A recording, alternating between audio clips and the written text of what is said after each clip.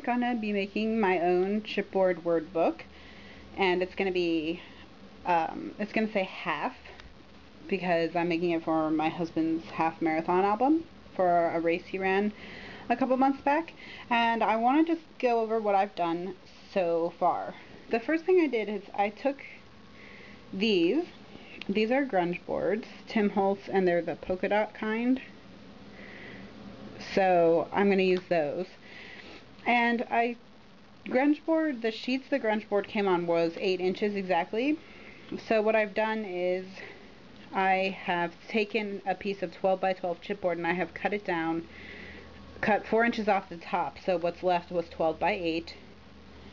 And then starting 4 inches in from the left side, I drew a line, and I placed my grunge board right on that line, like that, and then I traced around it with a white gel pen, so that is what is left. And then I punched 3 holes on the side. Here you can see it with the A. And now the A on the grunge board has this long, skinny tail, and I didn't think that would hold up well to handling, so actually you can see here I'm going to cut it right there and curve it in. Okay. Now the L is a little hard to see because originally I had the L right on the line just like the other letters, and then I realized that would be really boring because it would just be a tail, so I offset it a little bit so that it's here. So actually what you'll see is the book up to this point where this will be cut out, this little sliver right here, and then you'll be able to see that it is an L a lot easier. Okay, now here's the F, which I did the same thing. I'm going to offset it a little bit so there'll be a little gap there. But you see this tape? The F sheet needed to be longer than 12 inches. And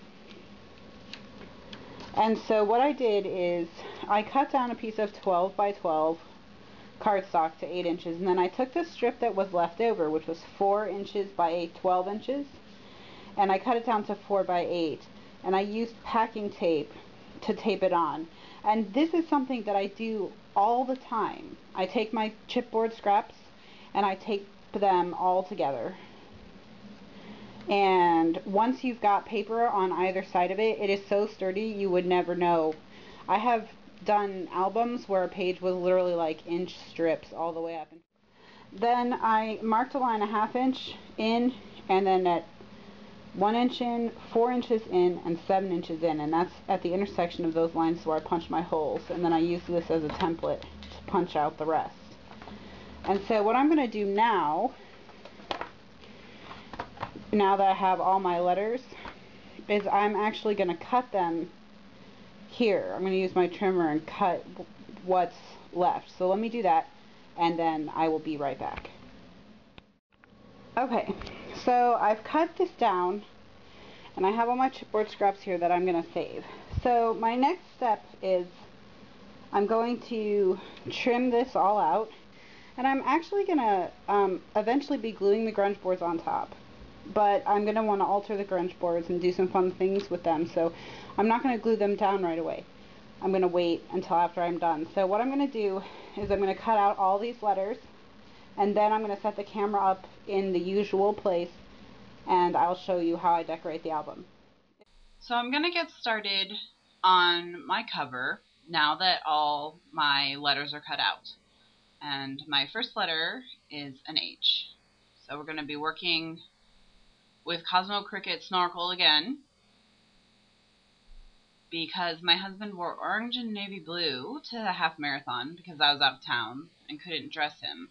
So I needed something that was bold that would go with those colors. So Snorkel was perfect for that. So I am just covering the album with this paper, which I believe they call umbrellas. And I went and got my glass mat, and I'm going to cut all around the letter with my craft knife. So now it's totally cut out, and I'm going to use my We Are Memory Keepers corner chomper to round the corners And I'm going to add a black scalloped border. So I'm taking my EK Success corner rounder and taking off the corner guide and punching a roll of half circles along the edge of this paper, which will give me a scalloped border, which you'll be able to see in just a second here. So you can see it there. It was too wide. I didn't like it, so I actually am cutting it down.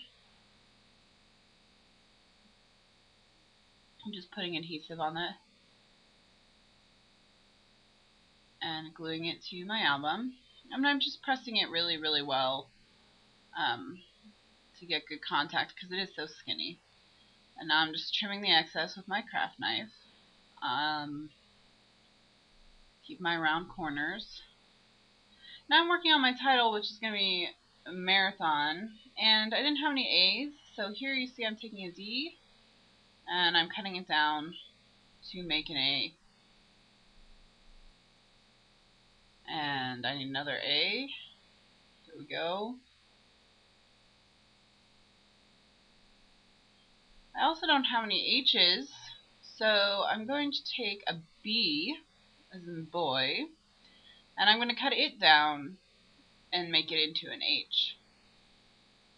So you see here, I'm just looking at my letters saying, which one of you looks like an H? Okay, here you go. So first I'm going to separate the two pieces, and then I'm going to cut a little bit off the bottom so that there's no curve there anymore. And that gets me an H. I'm going to put the O and the N, and then I am going to put this on my album. And I've got my Grungeboard piece, and I set it there so I would know where it is, so I wouldn't put the title in a place where it would be covered by the Grungeboard. And now I'm going to ink all the edges in black to give it a nice finished look. And I have some bright green bling, just 4 big pieces that I'm going to put to dress up the scallop so it's not so severe. I've just put them on glue dots and then add them to the cover.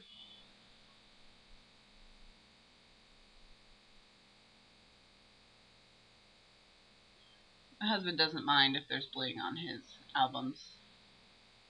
I'm just adding 13.1 in Making Memories Tiny Letters, which is the length of a half marathon in miles.